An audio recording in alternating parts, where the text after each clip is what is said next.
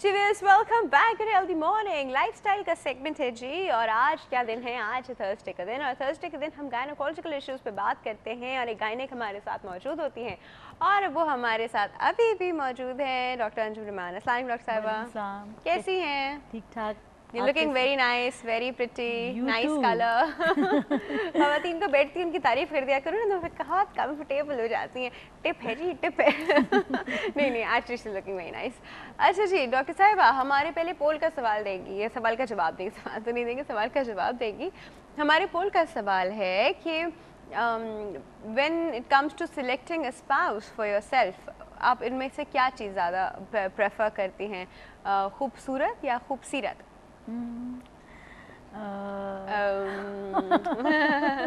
दोनों चाहिए? Of course. Choice नहीं है आपके पास? एक exactly. दोनों चीज। नहीं चॉइस नहीं है आपके पास? चॉइस नहीं है। I don't know. I really need to have both. Definitely दोनों चीजें। Beauty lies in the eyes of beholder. So आपको अच्छा लगना चाहिए, वो भले दूसरों को कैसा भी लगे, बट आपको अच्छा लगे। और बाकी सीरत तो when you been with somebody, आप जब किसी के साथ रहेंगे तो फिर आपको पता चलता है ना। ये तो इट्स अ लॉन्ग टाइम, उसमें हम इमीडिएटली किसी के साथ कुछ टाइम स्पेंड करके नहीं बता सकते कि नेचर क्या है, कुछ भी नहीं पता चलता। बस शक्ल तो देख के कर सकते ना कि अच्छा वैसे इंसान की पर्सनालिटी आपको नहीं लगता उसकी शक्ल पे आ जाती है, होती है? नॉट एवरीवन, हर एक की नहीं, कुछ लोग तो दिखते कुछ और है, निकलते कुछ और है। नॉट एवरीवन बट काफ़ी हद तक इंसान की पर्सनालिटी, नेचर जो है वो आपकी पर्सनालिटी पे जिस तरह मैम की शक्ल देख के हम सब बता सकते हैं कि बहुत ही क्लीन हार्ट की हैं और बहुत जॉली सी हैं। नॉट रॉन्ग, बहुत ब्लंट होगी आप, for sure, I am sure. अच्छा जी, तो मैम कह रही हैं कि उनको जी दोनों चीज़ें चाहिए, तो मसला हो गया। तो मसला हो गया। अच्छा खैर, अब वैसे इसमें ना फीमेल और मेल जो है ना उनकी चॉइस थोड़ी सी वेरी करती है। फीमेल्स अगर आप बात करें तो फिर भी आपको कहेगी नहीं खूबसूरत ज़्यादा बेटर है, सूरत का क्या करना है, वो तो सब एक जैसे हो जाते हैं after a while, literally say that. But मर्द हजरात से बात करो, खूबसूरत होनी चाहिए, खूबसूरत होनी चाहिए ना। ख़त्म नहीं होती उनकी चॉइस, फिर on and on and on. अच्छा उससे भी अच्छी, ये देखिए जरा मैम ने एक और पॉइंट मारा। अच्छा वो उससे ज़्यादा अच्छी थी। एक काम करते हैं हम, आप बात करना शुरू करते हैं एंडोमेट्रोसिस में। अच्छा मैम, एंडोमेट्रोसिस बहुत हमारी सोसाइटी में तो बहुत ज़्यादा कॉमन है फीमेल में, तो ये चीज़ क्या है?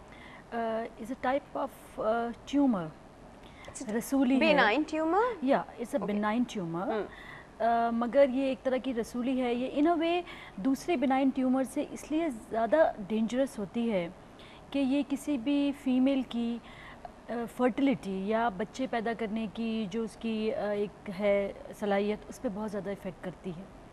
अगर किसी एक अनमैरिड लड़की को होगी तो वो उसकी नॉर्मल साइकिल को बहुत इरेगुलर कर देगी, और अगर उसको इमीडिएटली हम ट्रीटमेंट नहीं लेंगे तो वो आगे जाके उसकी फर्टिलिटी प्रॉब्लम करेगी।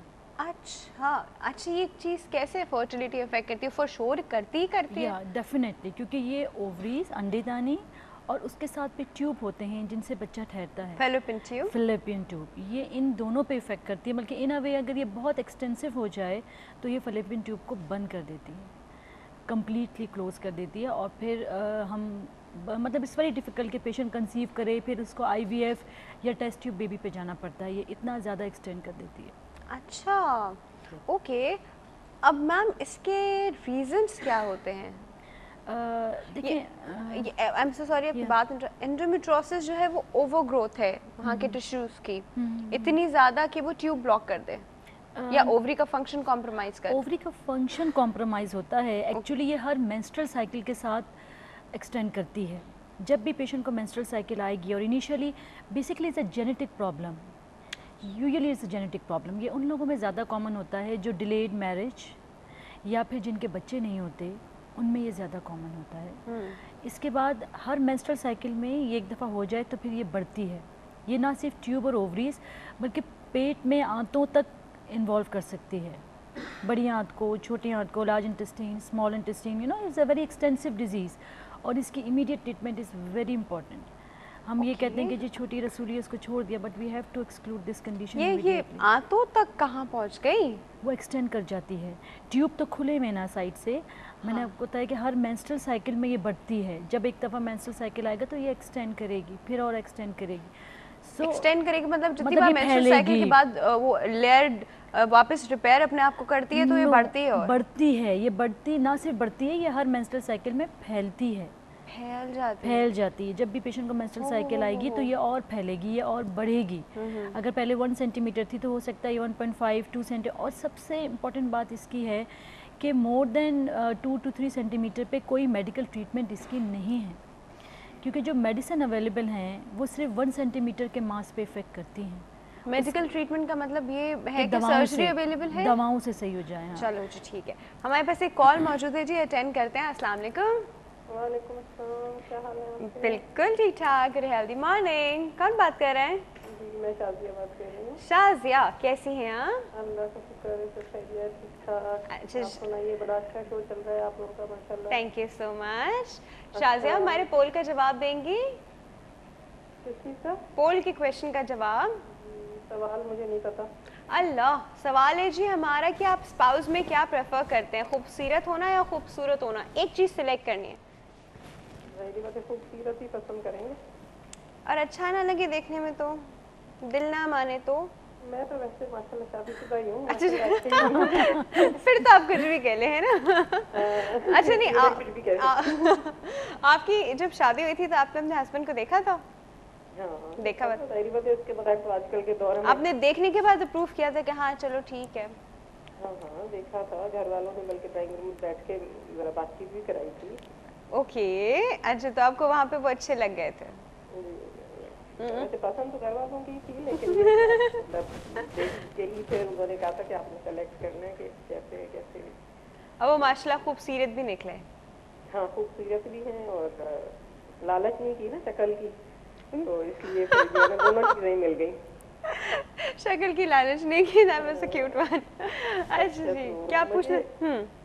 एक तो मुझे असल में वो आपका जो उसका डिप्रेशन वाला वो आया था ना, उसमें मेरी कॉल नहीं हो सकी। अल्लाह, वो मुझे असल में है भी, असल में प्रेगनेंसी के हवाले से मुझे पूछना था, तो दोनों चीज़ें ही हैं।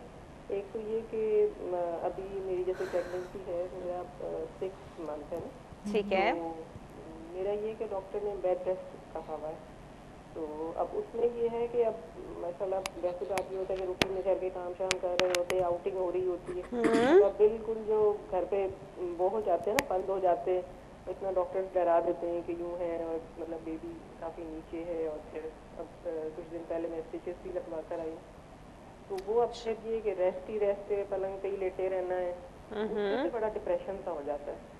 That I can imagine, काम नहीं कर रही है ना इस वजह से, और वैसे भी प्रेगनेंसी का डिप्रेशन भी एक अलग एक चीज़ है। अच्छा, मेरे सामने हार्मोनल चेंजेस होती हैं। आपको कोई आपने ये चीज़ अपने डॉक्टर से डिस्कस की, उन्होंने आपको कोई मेडिसिन दिए? हाँ मेडिसिन मैं एक तो डेफेस्टोन ले रही हूँ और दूसरा एक और इंजेक्शन लगता है मुझे वीकली ना, IVFC गोनोकोर डिपोर्ट करके कुछ नाम है। अच्छा ठीक है ठीक है, प्रोलेटिन डिपोर्ट। ऑलराइट, चलिए जी ठीक है, हम आपके इस इशू पे बात करते हैं जी। ठीक है, thank you so much for your call. एक छोटा सा ब्रेक है जी, ब्रेक के बाद हम ये इस चीज़ पे बात करते हैं, डिप्रेशन एंड प्रेगनेंसी पे भी थोड़ा सा। व्यूअर्स कहीं नहीं जाएगा, विल बी राइट बैक।